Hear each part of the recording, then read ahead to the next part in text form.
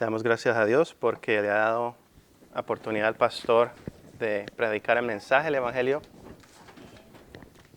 en el servicio de inglés. Y vamos a comenzar primero que todo con una oración. Santo Dios Todopoderoso, te damos las gracias, te damos la gloria y la honra, Señor. Tú que eres bueno y misericordioso con nosotros, que no lo somos. No merecemos, Señor, tu amor, pero tú eres amor. Tú eres la definición de lo que el amor es. Ayúdanos, Señor, a descubrir, a entender quién eres tú por medio de esta enseñanza. Te damos gracias, Señor, en el nombre de Jesús. Amén. La clase pasada comenzamos a estudiar... ¿Ah? ¿Te sobró una hoja? No, pero puedes coger esta. Aquí no, aquí sobraron varias. Mira, dáselas, por favor, ¿A los que llegan? a Guillermo. Guillermo se las puede dar a los que llegan, por favor.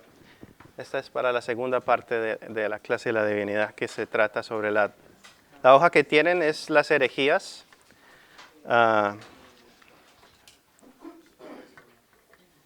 Las herejías que han salido en contra de la Trinidad, y eso es lo que vamos a ver una vez respondamos una de las preguntas que faltaron de la clase pasada.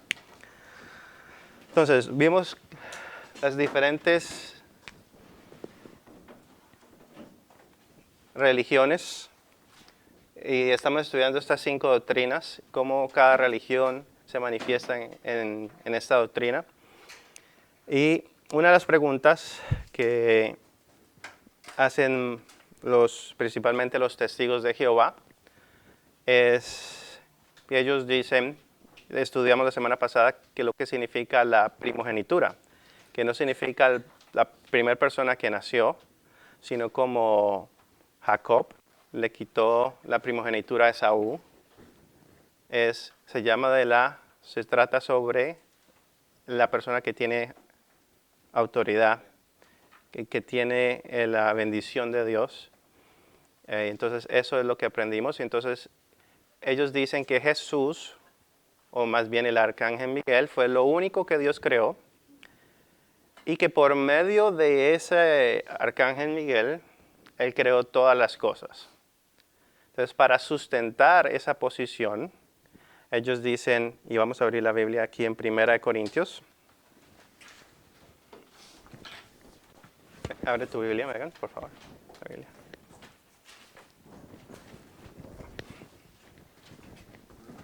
Primera de Corintios, capítulo 1, versículo 24. ¿Qué dice, Yané? ¿Qué dice 1 Corintios 1, 24? Y me espera para que el hermano Julio, 1 Corintios capítulo 1, y el hermano le va a dar el micrófono. Capítulo 1, versículo 24, ¿qué dice? Dice, no que nos enseñoreemos de vuestra fe, sino que colaboramos para vuestro gozo. Es primera, perdón. Yo sí estaba diciendo, yo creo que le escribí mal. 24. Perdón. Más para los llamados, así judíos como griegos, Cristo, poder de Dios y sabiduría de Dios. Entonces, la combinación de textos que ellos utilizan es, Cristo es la sabiduría de Dios. Y ahora vamos a Proverbios, capítulo 8. Entonces, teniendo en cuenta, Jesucristo es la sabiduría de Dios. Proverbios capítulo 8.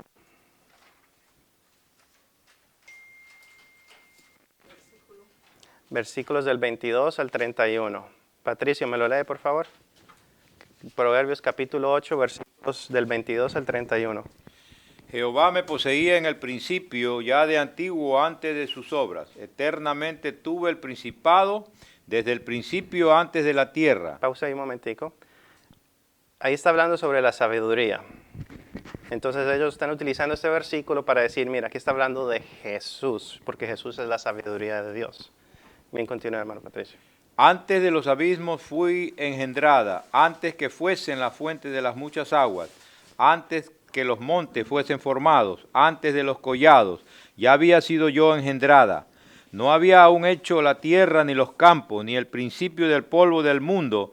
Cuando formaba los cielos, allí estaba yo. Cuando trazaba el círculo sobre la faz del abismo, cuando afirmaba los cielos arriba, cuando afirmaba las fuentes del abismo, cuando ponía al mar su estatuto, para que las aguas no traspasasen su mandamiento, cuando establecía los fundamentos de la tierra, con él estaba yo, ordenándolo todo, y era su delicia de día en día, teniendo solaz delante de él en todo tiempo. Entonces, claramente es una descripción de cómo Dios, por medio de su sabiduría, creó todo. Entonces, lo que ellos hacen es cogen esto y dicen, aquí está hablando de Jesús, y como en 1 Corintios 1:24 dice que Jesús es la sabiduría de Dios, ellos toman esto como para demostrar de que Jesús fue algo creado y Él creó todas las cosas. Ahora, suena algo convincente, pero quiero que escriban esto, y estos se llaman adjetivos posesivos. Adjetivos posesivos. Lo que yo les recomiendo es si tienen un resaltador o si tienen un lapicero, vamos a subrayar en la Biblia ciertos adjetivos posesivos. ¿Cuáles son los adjetivos posesivos?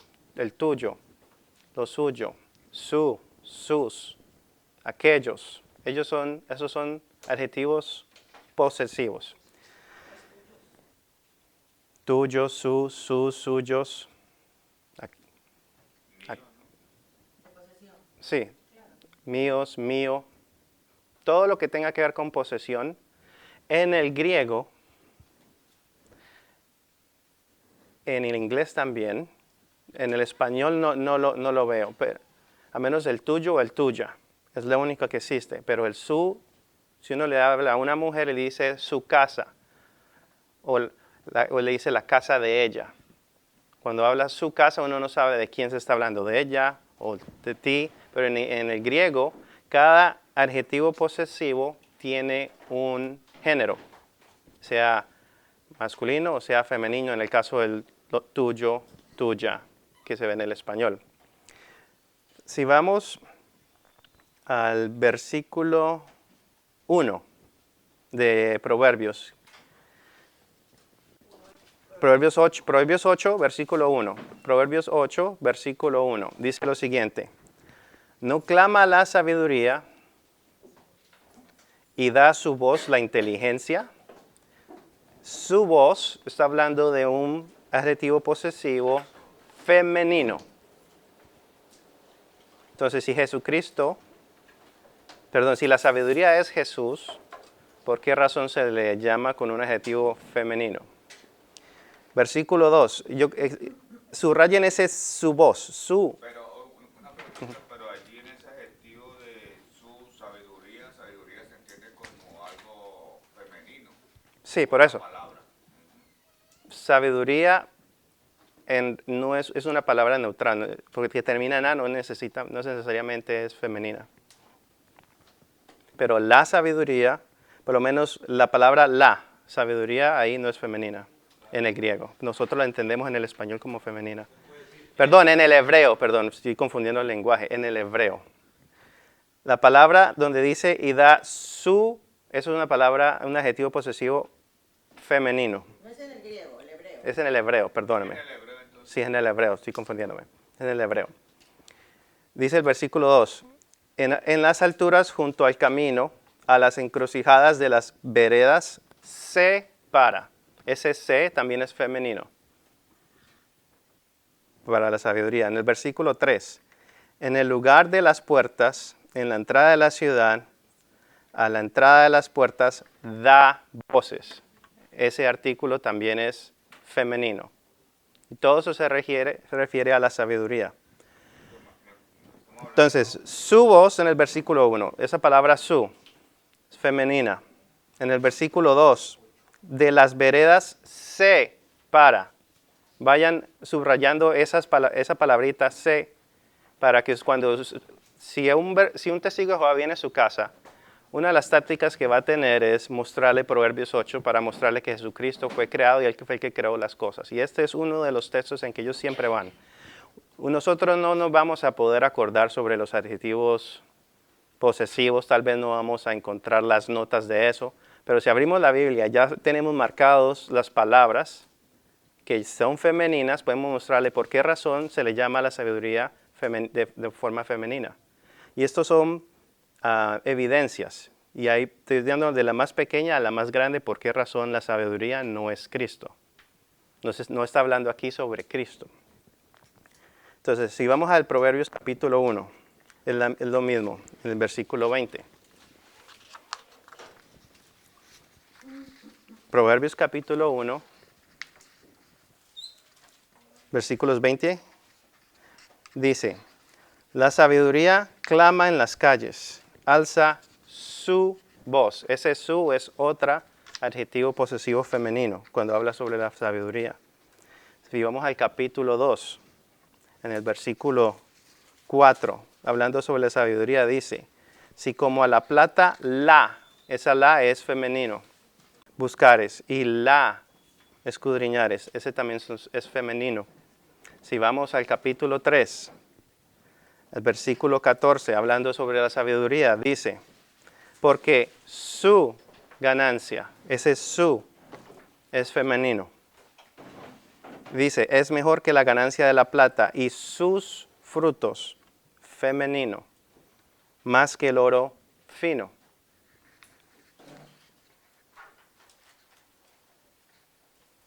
Y si vamos al versículo 15, ¿quién me lee el versículo 15 del capítulo 3? Hermano Guillermo. Hablando sobre la sabiduría, dice el versículo 15 del capítulo 3, ¿qué dice? El mismo Proverbios de 3. Proverbios 3, versículo 15. Más preciosa es que las piedras preciosas y todo lo que puedes desear no se puede comparar a ella. A ella. Entonces aquí claramente demuestra que se le llama la sabiduría poéticamente, se le está llamando a la sabiduría como mujer, algo femenino exactamente. Si vamos a Proverbios capítulo 7, Proverbios capítulo 7, versículo 4. Hermano Alex, ¿me puede leer Proverbios capítulo 7, versículo 4? ¿Qué dice? Di a la sabiduría, tú eres mi hermana, y a la inteligencia llama parienta.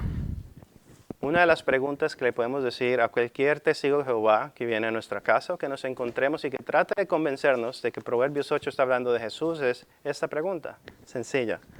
¿Por qué razón entonces la llama como hermana? ¿Por qué razón le da aspectos femeninos si en realidad es Jesús? Lo cual no funciona en su teología.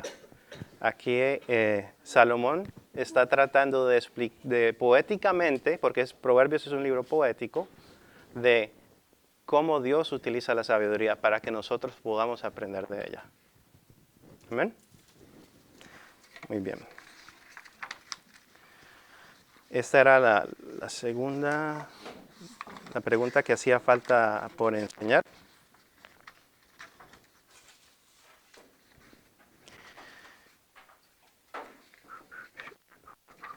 Ahora vamos a describir un poquito lo que es la Trinidad. ¿Quién me podría dar una definición de lo que es la Trinidad?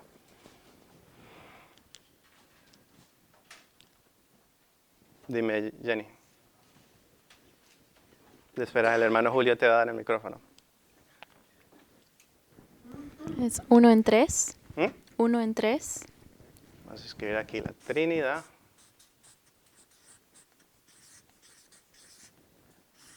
Uno en 3. Coloquémoslo así. Okay. ¿Quién más me puede dar una definición de la Trinidad? Tres personas, un solo Dios verdadero. Okay. Se me va a caer esto. ¿Quién más me puede dar una definición de la hermana Sofía? Sonia. Un Dios Un Dios. con tres roles diferentes. Un Dios con tres roles diferentes. Con tres roles. ¿Quién más?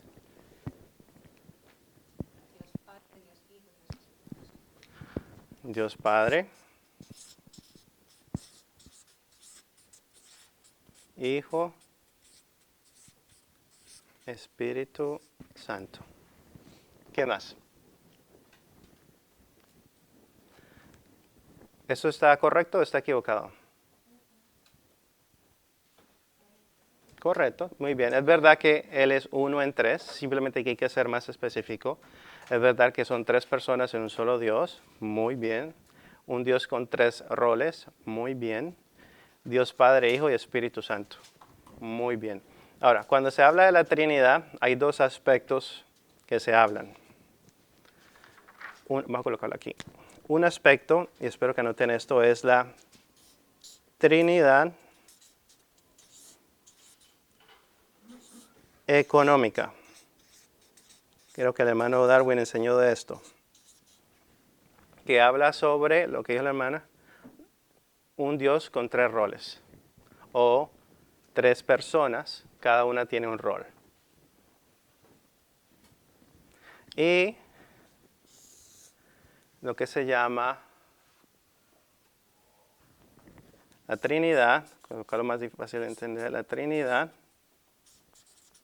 en su esencia.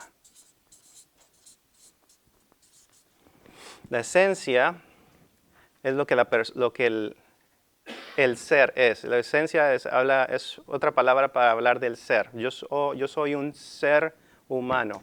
Entonces la esencia mía es humano. Del ser emana lo que soy. Pero en el español, cuando uno dice yo soy, hay que diferenciar en dos cosas. En qué soy y quién soy. ¿Quién soy yo? Marco Andrés Vélez. ¿Qué soy yo? Yo soy un humano. Entonces, cuando Dios dice yo soy el que soy, ahí está diferenciando entre tiempo, pero Él es uno. Jesús, y Jesús clama esa unidad con el Padre. Entonces, no vamos a tocar los roles de la Trinidad, vamos a tocar quién en esencia es Dios.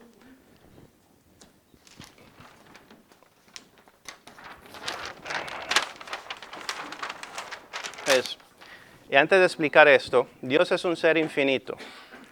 Es imposible para nosotros describir completamente quién es Él. Solamente podemos describir lo que Él nos ha dado a conocer, lo que Él nos ha revelado.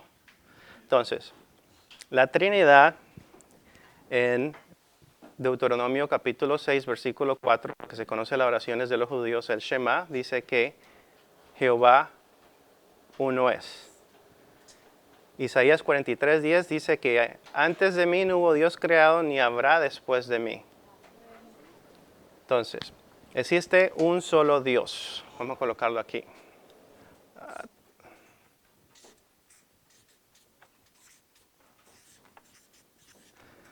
Vamos a colocar aquí de nuevo. Esto no es una representación exacta, es solamente un ejemplo que se acerca a él. Este es Dios. Tenemos al Padre, al Hijo y al Espíritu Santo. Todos tres comparten un solo ser. Él se da cuenta que en un solo ser humano, cosa que, bueno, no sé si es posible, hayan tres personas. Hay personas que nacen con desórdenes de personalidad. Mi hermano es un psicólogo y él me dice que a él le ha tocado consultar con seres humanos donde hay como tres personas, no personalidades, personas dentro de él. Y una se pelea por tener el control de la otra y termina en el manicomio, porque ellos están en su ser, hay pecado. Entonces imagínense que en un solo ser hay tres personas. Es un solo ser humano, tres personas. Pero en el caso de Dios, lo podemos reflejar como en el tiempo.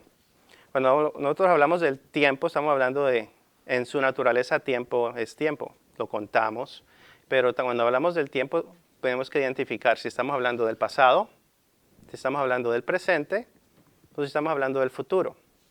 Cuando tomamos una conversación y hablamos del futuro, en esencia, ¿de qué estamos hablando? Del tiempo. Lo mismo si hablamos del pasado, en esencia estamos hablando del tiempo. Y si estamos hablando de algo presente, estamos hablando del tiempo. ¿Ya? Pero el pasado no es el presente, ni el presente es el futuro, ni el futuro es el pasado. Así mismo es la Trinidad.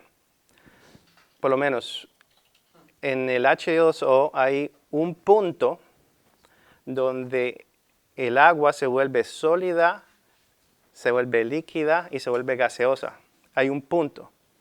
No estoy hablando cuando es hielo, cuando es vapor o cuando es agua, no, porque son tres cosas diferentes, tres formas diferentes. Pero hay un punto en que el H2O tiene se llama el triple punto del agua.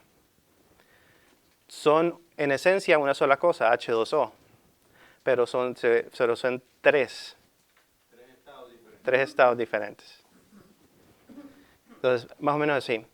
Hace 2000 años, el Hijo tomó carne.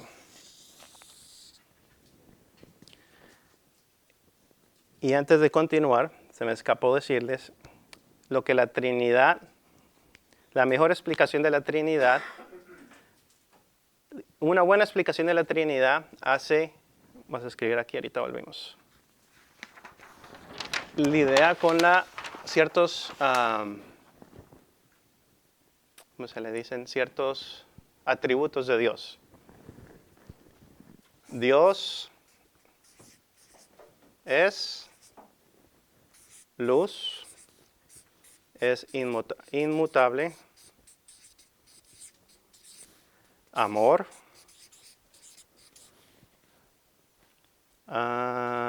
luz, glorioso,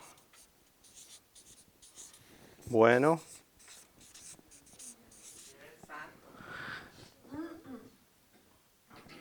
santo. Gracias por hacerme acordar de esa. Yo diría santo. Yo diría, voy a arreglarle aquí santo por 3. Eterno. Vamos a colocarlo aquí.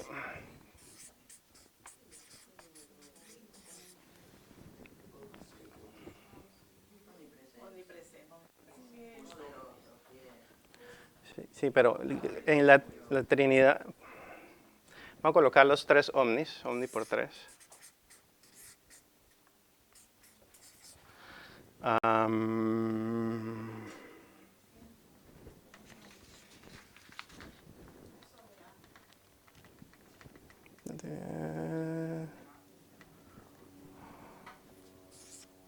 Uno.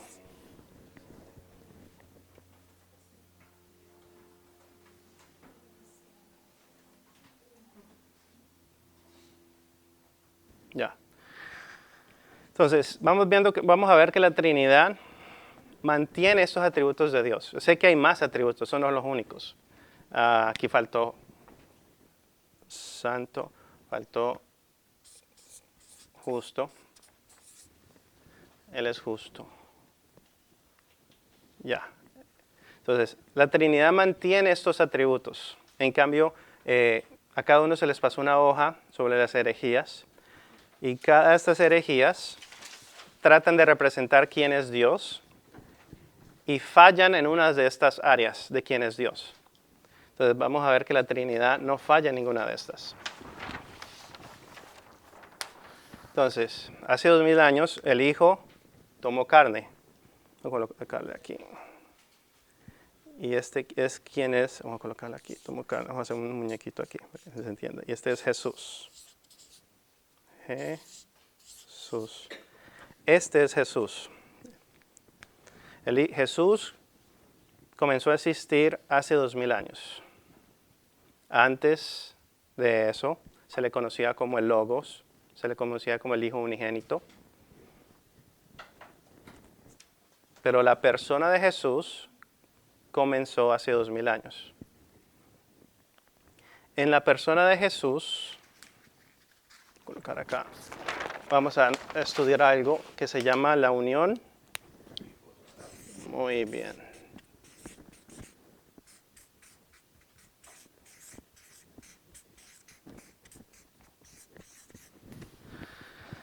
Está Jesús. La persona de Jesús tiene dos naturalezas en una sola persona. Es la naturaleza divina, la naturaleza humana. Los atributos de la naturaleza divina aplican a Jesús y los atributos de la naturaleza humana aplican a Jesús. ¿Qué pasa en la cruz? Cuando alguien te pregunta si Jesús es Dios, cuando Él murió, ¿murió Dios? Ok, si tú le dices, no, murió su naturaleza humana. Ok, entonces si murió la naturaleza humana, entonces es el sacrificio divino. Porque Dios no murió, el que murió fue Jesús. Y ahí es donde es la importancia de la unión hipostática. Cuando Jesús muere, sí, lo que muere es su naturaleza humana,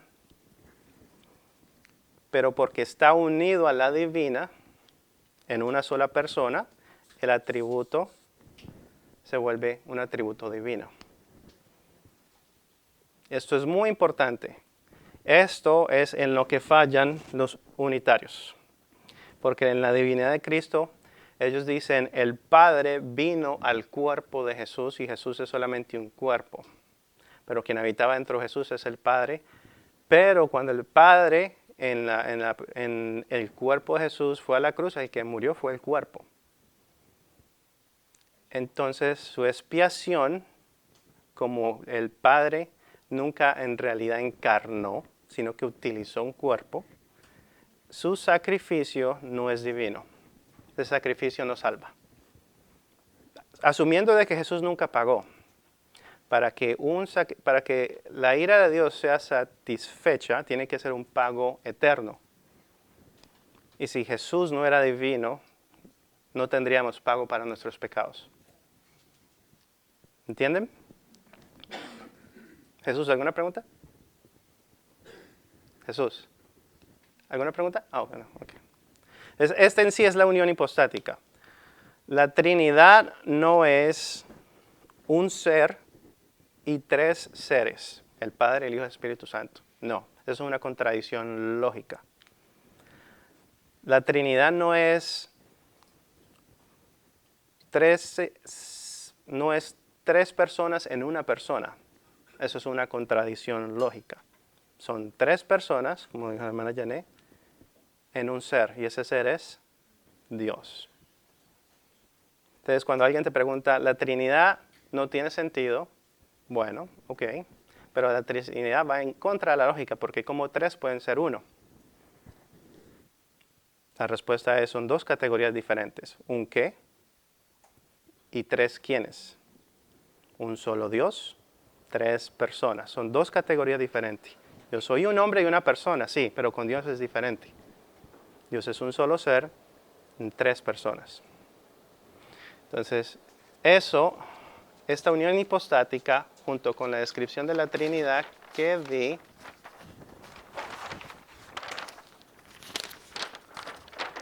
no viola que Dios es uno, no viola que Dios es justo, porque en contra de su pecado era un pago eterno y demandaba un pago eterno. Y el que murió en la cruz fue eterno. En cambio, aquí, los mormones, ellos creen en múltiples dioses. Y eso niega que Dios es uno. Los testigos de Jehová niegan la deidad de Cristo. Entonces, ese pago en la cruz no se ha hecho. En Islam niegan totalmente la resurrección y la muerte de Jesús. Entonces, en realidad, Él nunca murió. Entonces, de nada sirve. Los unitarios, como hablamos, ellos creen que el Padre estaba ahí en la cruz y se fue. Por eso Jesús dijo, Dios mío, ¿por qué me has abandonado? Y el que murió en realidad no era de naturaleza divina. Entonces, están muertos en sus pecados también. El único que la tiene correctamente es la Iglesia Católica Romana. Bueno, entonces eso es la Trinidad. Entonces vamos a ver las hojas de las herejías.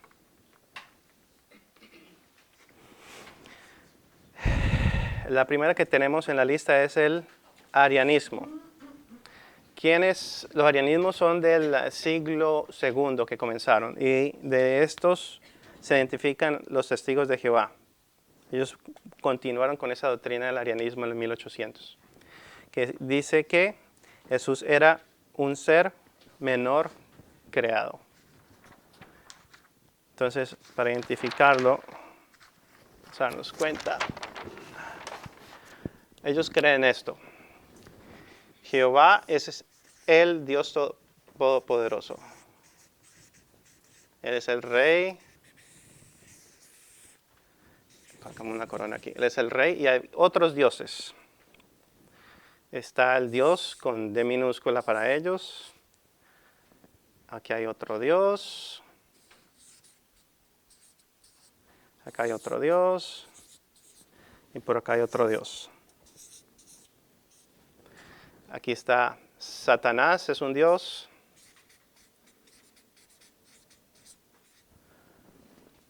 Moisés es otro dios.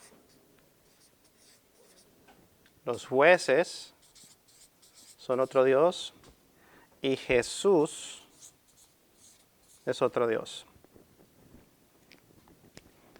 Cuando usted le habla a Dios, un testigo de Jehová, cuando tú dices Jehová, se está hablando del Dios, el Dios Todopoderoso.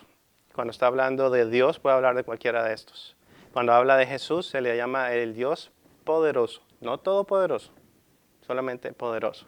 Así es que ellos ven quién es Dios. Entonces ellos dicen que existe un solo Dios, hablando de este. Pero cuando se habla de los dioses menores, estos son los que ellos catalogan. Y eso es prácticamente lo que enseña que Jesús era. Jesús era un Dios, pero menor. Y eso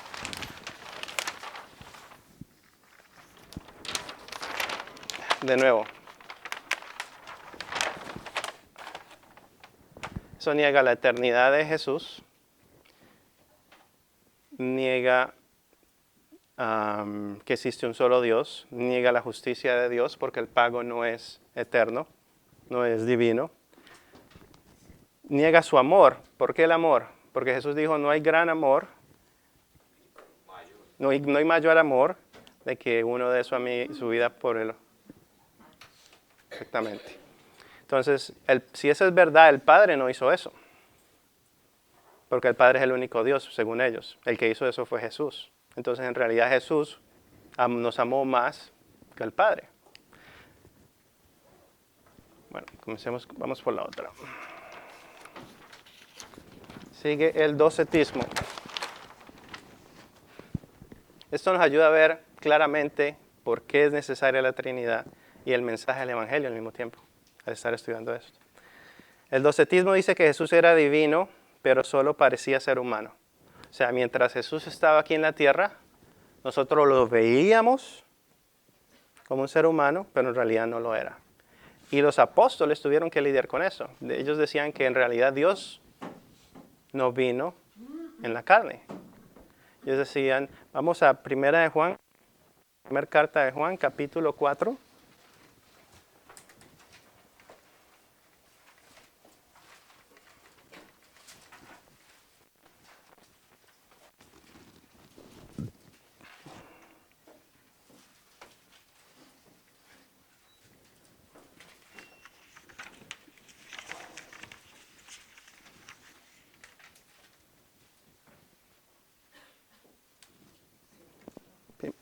Versículo 3. ¿Qué dice, hermano William?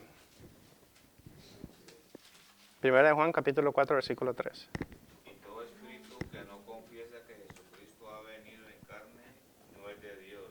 Este es el espíritu del anticristo, el cual vosotros habéis oído que viene y que ahora ya está en el Ya, entonces el docetismo dice que sí, el Padre y el Espíritu Santo son Dios, dicen que sí, el Hijo son Dios, sí, sí creemos en la Trinidad, pero Jesucristo en realidad, cuando nosotros lo vimos, Él era una visión, Él no, porque ellos decían que la carne era mala, pero el Espíritu era bueno y Jesucristo no podía ser carne. ¿Ya? Entonces, si Jesucristo nos encarnó, no pudiera haber dicho, nosotros tenemos un sumo sacerdote que padeció como nosotros y fue tentado como nosotros. Y Él nos representó. Él no simplemente fue una visión que supuestamente soportó todo. Bueno, Sonia.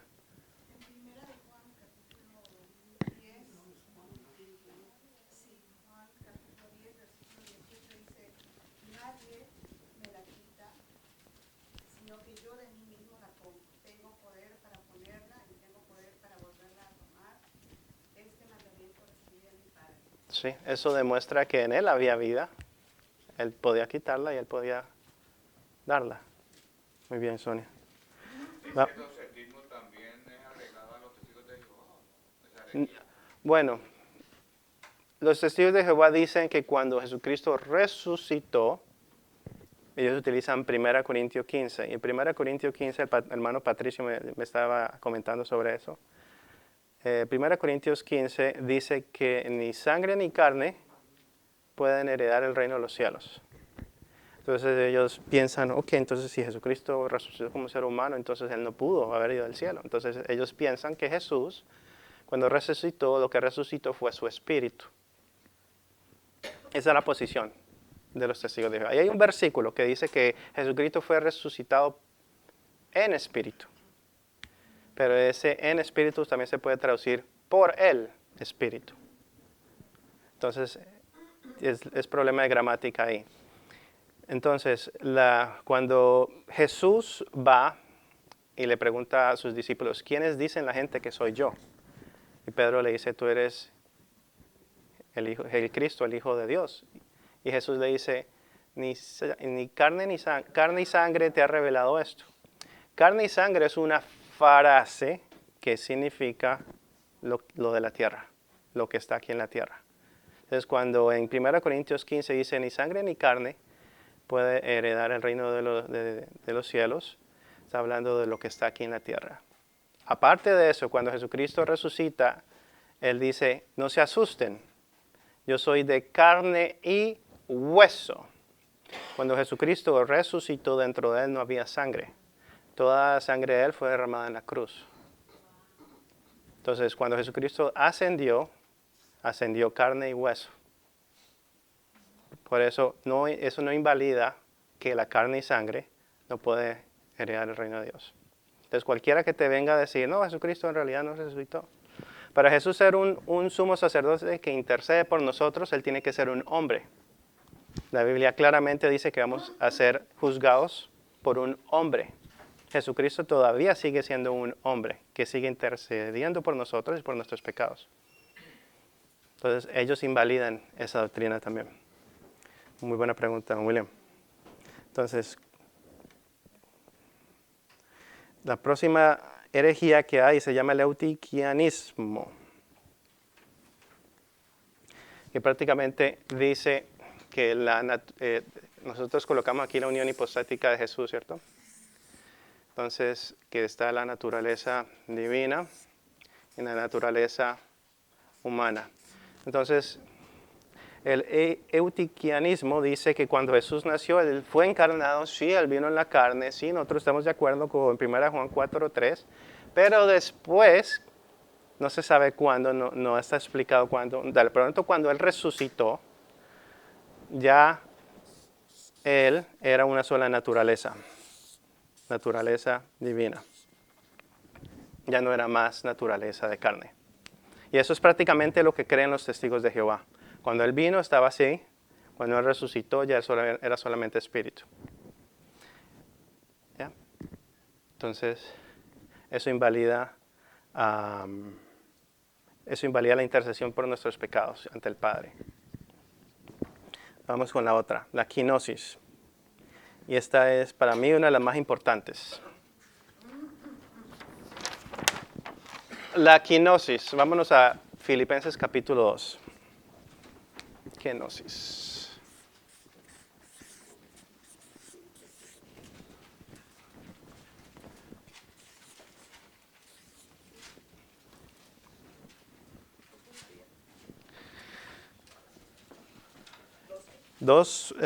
Vamos del versículo 5 hasta el 11.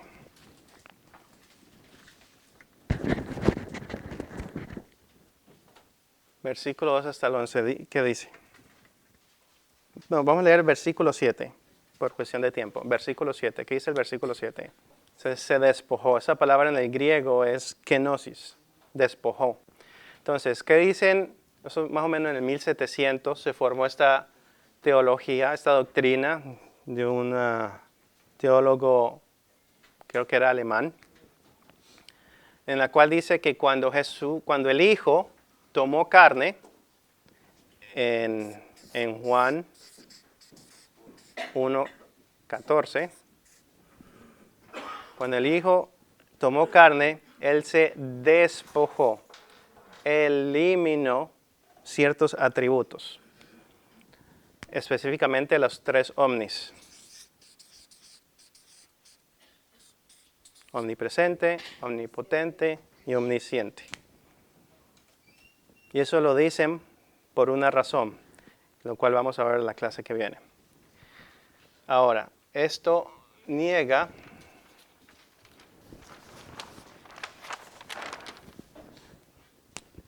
la inmutabilidad de Dios. Dios, si eso es cierto, entonces Dios cambió y Dios no cambia. Entonces, cuando alguien te pregunta si Dios no cambia y se volvió un humano, ¿quiere decir que cambió? No, porque lo que no cambia es su naturaleza divina. Lo que Él hizo es, cuando el Hijo se encarnó, Él le agregó naturaleza humana. Él no cambió nunca su naturaleza divina. Pero la kenosis dice que Él paró de ser divino, omnisciente, omnipresente y omnipotente. Entonces, kenosis, de vez en cuando hay iglesias cristianas que creen esto. Entonces, esto es muy importante para poder interpretar varios versículos de la Biblia. ¿Qué es lo que pasó aquí en la kenosis cuando Jesús se encarnó? Fue colocado un velo. Y ese velo se destapa por un momento en el atributo que dice que Dios es luz. ¿Dónde? En el monte de la transfiguración. Pudieron ver un poquito de su gloria. Entonces, Jesús no cambió, Dios no cambió. Él colocó un velo en su omnisciencia, colocó un velo en su omnipresencia y colocó un velo sobre su omnipotencia, colocó un velo sobre su gloria, colocó un velo sobre, ¿qué más? Se me olvidó, que es importante.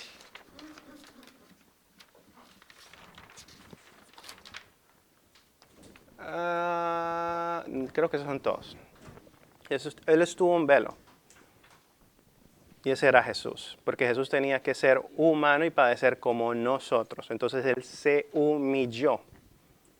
Él se humilló, colocó un velo. Él no cambió, Él no paró de hacer estas cosas y después de que resucitó, volvió y las agarró. No.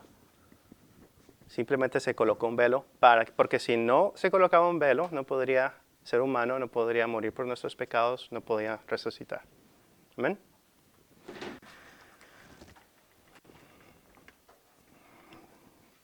Modalismo. Los unitarios utilizan el modalismo. La iglesia unitaria. ¿Quién conoce alguna iglesia que es unitaria? ¿No? En Elizabeth está la IPUL. Iglesia Pentecostal Unida Latina. Es la más grande. En Newark hay otra y en inglés hay muchas, pero en español hay muy pocas, pero sin embargo existen. Ellos creen en la Trinidad. No, ellos no creen en la Trinidad, ellos creen que Jesucristo es Dios porque el Padre estuvo en en Jesús. Ellos creen que existe un solo Dios, ellos creen en la resurrección de Cristo, ellos creen en la salvación por medio de la fe de una forma errónea. Y el mensaje del Evangelio, lógicamente, de ellos es falso. Pero parecen cristianos y como son pentecostales, nosotros relacionamos a los que son pentecostales como si fueran cristianos, aunque tienen ciertas doctrinas que meten, pero son cristianos. Pero la IPU, la Iglesia Pentecostal Unitaria Latina, niega la Trinidad y adopta un modo del modalismo. Y si una persona cree en esa doctrina de que el Padre vino a Jesús, pero en realidad cuando murió era solamente un cuerpo humano y no Dios, están muertos en sus pecados porque no han tenido un pago eterno. Entonces, el modalismo simplemente es un solo Dios y se coloca tres máscaras. Una máscara se llama el Padre, otra máscara es el Hijo y otra máscara es el Espíritu Santo. Entonces te preguntan, si tú le preguntas a uno del IPOL, ¿tú crees que el Padre es Dios? Sí. ¿Tú crees que el Hijo es Dios? Sí. ¿Tú crees que el Espíritu Santo es Dios? Sí. Pero es una sola persona. Una persona, un ser. O sea, cuando opera cada uno, anula los otros dos. Exactamente. Tienen que explicar versículos cuando el Padre ve al Hijo, dice este mi Hijo amado en el cual tengo complacencia, y viene el Espíritu Santo en forma de paloma. Ahí, cuando Él le ora al Padre, entonces ¿a quién le está orando Jesús? Y Jesús es Dios. O sea, hay muchos versículos que ellos explican con gimnasia teológica, pero en realidad eso es lo que ellos creen. Pero la pregunta más fácil que tú le puedes decir es, ¿tú crees en la Trinidad o no? Eso fue inventado en los años 300 por el concilio de Nicea, bla, bla, bla, bla, bla, y te niegan todo esto. ¿Ya?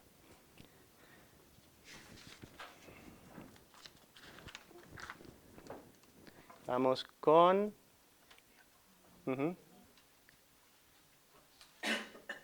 El monarquismo es algo parecido a esto, en la siguiente doctrina, simplemente que ellos no creen que el Hijo es Dios ni el Espíritu Santo es Dios. Ellos creen que existe un solo ser Dios y una sola persona y es el Padre. Básicamente lo mismo. Entonces los versículos que se reflejan que el Hijo es Dios no lo saben explicar, lo mismo con el Espíritu Santo. El monofisismo, ellos prácticamente niegan la encarnación de Jesús. Ellos dicen lo mismo, Jesús nunca vino en la carne, vino, pero siempre fue un ser divino. Por eso podía hacer milagros y todas las cosas. ¿Ya? Vamos a dejarlo hasta ahí y continuamos la clase que viene. Vamos a cerrar en oración. Padre amado, te damos gracias, Señor, por ayudarnos por darnos luz, Señor, de quién eres tú. Te damos gracias, Señor, por habitar entre nosotros. Te damos gracias, Señor, por haber venido, por haber pagado nuestros pecados en la cruz. Ayúdanos, Señor, a conocerte más y que este conocimiento, Señor, nos lleve a entender que ya nosotros no vivimos más, sino que tú vives en nosotros y que debemos de reflejar esas cosas por el poder de tu gracia. En el nombre de Jesús. Amén.